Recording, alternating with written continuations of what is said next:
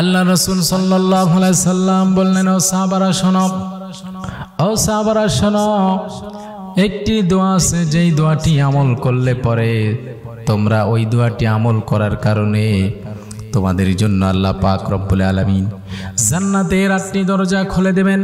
জান্নাতের 8টি দরজা খুলে দেওয়ার পরে তোমরা যে কোনো দরজা দিয়ে ইচ্ছা জান্নাতের ভিতরে প্রবেশ করতে পারবে। আল্লাহ পাক রব্বুল আলামিন বিশ্বনবীকে ডাকলেন এর জন্য। সূরাতুল মুদ্দাসসির আল্লাহ রাব্বুল আলামিন বিশ্বনবীকে ডেকে বললেন, ইয়া আইয়ুহাল মুদ্দাসসির কুম ফাআনজির রাব্বাকা ফাকাব্বির ওয়াসিয়াবাকা ফাতাহির। আল্লাহ রাব্বুল আলামিন বিশ্বনবীকে ডেকে বললেন, হে চাদর আবৃতকারী, আপনি উঠুন, মানুষদেরকে সতর্ক করুন। রাব্বাকা ফাকাব্বির, এবং আপনার প্রভুর পবিত্রতা ঘোষণা করুন।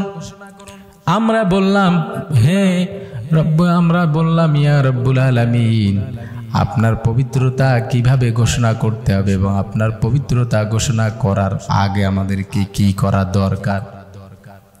আল্লাহ রাব্বুল আলামিন বললেন, ওয়াসিয়াবাকা ফাতাহির, পবিত্রতা অর্জন করতে হবে। তার মানে নাজাসাত থেকে আত-তাহারাত, নাজাসাত থেকে তাহারাত অর্জন করতে হবে। যারা অপবিত্র আছে তাদেরকে পবিত্রতা অর্জন করতে হবে। আল্লাহ রাসূল সাল্লাল্লাহু আলাইহি সাল্লাম এবার বললেন, ও সাহাবীরা শোনো, আল্লাহ পাক রব্বুল আলামিন বললেন পবিত্র হওয়ার জন্য, বিশ্বনবীকে ডেকে বললেন পবিত্রতা ঘোষণা করার জন্য এবং মানুষদেরকে সতর্ক করার জন্য। আর পবিত্র হয়ে আল্লাহ তাআলার পবিত্রতা ঘোষণা করার জন্য আল্লাহ পাক রব্বুল আলামিন বিশ্বনবীকে আদেশ করলেন। আর পবিত্র হতে হলে আমাদের সবচেয়ে মাধ্যম হলো গোসল করা, ওযু করা। ওযুর মাধ্যমে আমরা পবিত্র হয়ে 5 ওয়াক্ত সালাত আদায় করে দিই। ওযু বাদে আমরা সালাত আদায় করতে পারি না। সালাত আদায় করতে গেলে আমাদের ওযু প্রয়োজন আছে না? না। বিশ্বনবী হযরত মুহাম্মদ সাল্লাল্লাহু আলাইহি সাল্লাম তাই বললেন, যে বান্দা ওযু করবে, ওযু করার পরে বিশ্বনবী বললেন এমন একটি দোয়া আছে যেই দোয়াটি ওযু করার পরে বান্দা যখন ওই দোয়াটি আমল করবে, আল্লাহ পাক রব্বুল আলামিন বান্দার পরে এত খুশি হয়ে যায় যে ওই বান্দার জন্য আল্লাহ পাক রব্বুল আলামিন 8টা জান্নাতের দরজা খুলে দেয়। সাহাবীরা যখন জিজ্ঞাসা করলেন, ইয়া রাসূলুল্লাহ, সেই দোয়াটি কি? আল্লাহ রাসূল সাল্লাল্লাহু আলাইহি সাল্লাম তখন বললেন, দোয়াটি অত্যন্ত সহজ। অনেকে মনে করতে পারে সামনে যারা আছি, আজকের মাহফিলে যারা এসেছি, তারা চিন্তা করতে পারি এত বড় বা এত দোয়া আমল করার দরকার নাই, কিন্তু বলে যায় আজকে খোদার কসম, মাত্র ওযু করে একটি দোয়া আমল করুন, আপনার জন্য জান্নাত অপেক্ষা করবে। ওযু করে আকাশের দিকে লক্ষ্য করে একটি দোয়া 2 মিনিট বা 1 মিনিট সময় দিয়ে একটি দোয়া আমল করুন, আল্লাহ পাক রব্বুল আলামিন একটা নয়, 2টা নয়, আপনার জন্য আমার জন্য 8টা জান্নাত রেডি রাখবেন। জোরে বলেন সুবহানাল্লাহ। আল্লাহ রাসূল সাল্লাল্লাহু আলাইহি সাল্লাম তাই বললেন। সাহাবারা এবার বললেন, ইয়া রাসূলুল্লাহ, দোয়াটি কি? আল্লাহ রাসূল সাল্লাল্লাহু আলাইহি সাল্লাম বলছেন, ও সাহাবীরা শোনো, প্রথম কালেমায়ে শাহাদাত পড়বে। কালেমায়ে শাহাদাত আমরা জানি কি জানি না? আল্লাহ রাসূল সাল্লাল্লাহু আলাইহি সাল্লাম বললেন, পড়ো আশহাদু আল্লা ইলাহা ইল্লাল্লাহু ওয়াহদাহু লা শারীকা লাহু ওয়া আশহাদু আন্না মুহাম্মাদান আবদুহু ওয়া রাসূলুহু। যার কালেমা পড়লে পরে, যিনি বান্দার পরে খুশি হয়ে বান্দাকে 8টি জান্নাতের মালিক বানিয়ে দেবেন, তিনি কে? যিনি বান্দার পরে খুশি হয়ে বান্দার জীবনের সব গুনাহ মাফ করে দেবেন, তিনি কে?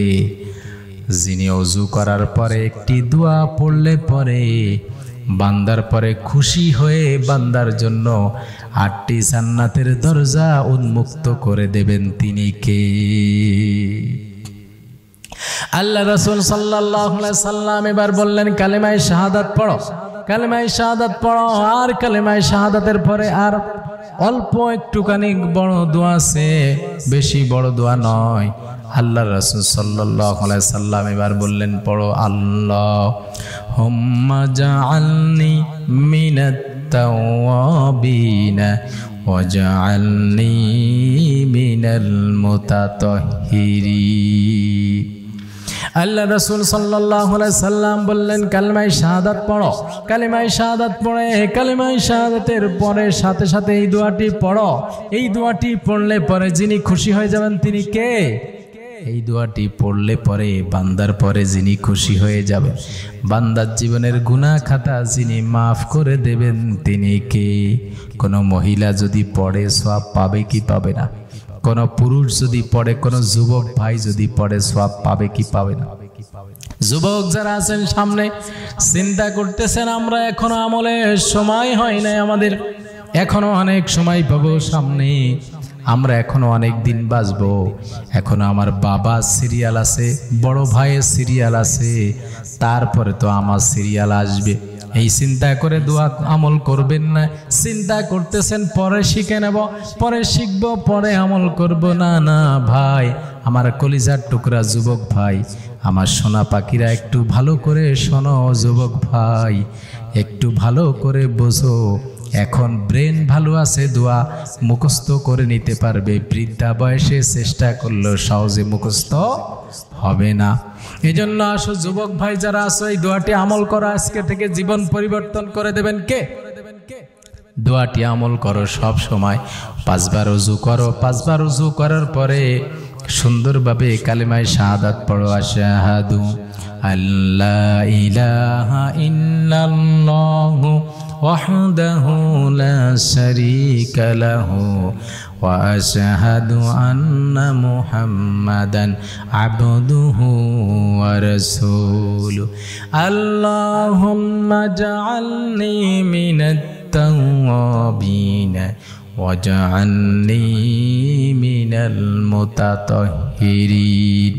তার মানে হলো আমি স্বীকার করে নিলাম আল্লাহ ব্যতীত কোনো মাবুদ নাই, তেনার কোনো শরীক নাই। লা শারীকা লাহু ওয়াহদাহু লা শারীকা লাহু ওয়া আশহাদু আন্না মুহাম্মাদান আবদুহু ওয়া রাসূলুহু। আমি আরো সাক্ষ্য দিলাম যে হযরত মুহাম্মদ মুস্তাফা সাল্লাল্লাহু আলাইহি সাল্লাম আল্লাহর রাসূল এবং বান্দা। এরপরে আল্লাহ তাআলার রাসূলের প্রশংসা আল্লাহ তাআলার কাছে করার দরকার আছে না নাই? আল্লাহর রাসূলের প্রশংসা করে নিলাম, বিশ্ব নবীর প্রশংসা করে নিলাম, আল্লাহ রাব্বুল আলামিনের কাছে প্রশংসা করার সাথে সাথে এবার বললাম কি সুন্দর দোয়ার সিস্টেম দেখেন, একটু লক্ষ্য করে। আল্লাহর রাসূলের প্রশংসা করলাম, আল্লাহর প্রশংসা করলাম, আল্লাহর প্রশংসা, আল্লাহর রাসূলের প্রশংসা করার পরে আল্লাহ রাব্বুল আলামিনের কাছে এবার বললাম আল্লাহুম্মা জাআলনি মিনাত তাওয়াবিন, আল্লাহুম্মা জাআলনি মিনাত তাওয়াবিন। রব্বুল আলামিন আমার তওবা কবুল করো, আমাকে তুমি তওবাকারীদের শামিল করে দাও, ঠিক কি না? আল্লাহ পাক রব্বুল আলামিনের কাছে বললাম, রব্বুল আলামিন কেঁদে কেঁদে বললাম, রব্বুল আলামিন তুমি আমাকে তওবাকারীদের ভিতরে শামিল করে দাও। বলা যাবে কি যাবে না? চিন্তা করে দেখেন, 5 বার নামাজ পড়ে যদি যতই গুনাহ করেন না কেন, 5 বার নামাজ পড়ে সেই প্রভুর কাছে এই দোয়া পড়ে যদি ক্ষমা চান, মাফ চান, তওবা করেন তার জন্য, তওবা করলে পরে আপনার তওবা কি তিনি ফেরত দিতে পারেন বলেন? একজন মানুষের কাছে পাপ করবেন, তার কাছে আপনি কয়বার ক্ষমা চাইতে পারেন? যদি আপনি 2 বার 5 বার ক্ষমা চান তাহলে সে কিন্তু ক্ষমা চায় আপনার সেই পাপের জন্য বা আপনার সেই ভুলের জন্য সে মাফ করতে বাধ্য, ঠিক কিনা? আল্লাহ তাআলার কাছে আপনি 5 বার নামাজ পড়ে যখন বলবেন আল্লাহুম্মা জাআলনি মিনাত তাওয়াবিন, হে রব্বুল আলামিন তুমি আমাকে তওবাকারীর শামিল করে দাও, ওয়াজআলনি মিনাত তাওয়াবিন ওয়াজআলনি মিনাল মুতাতাহহিরিন, এবং যারা পবিত্র বান্দা আছে তাদের অন্তর্ভুক্ত রব্বুল আলামিন তুমি আমাকে করে দাও।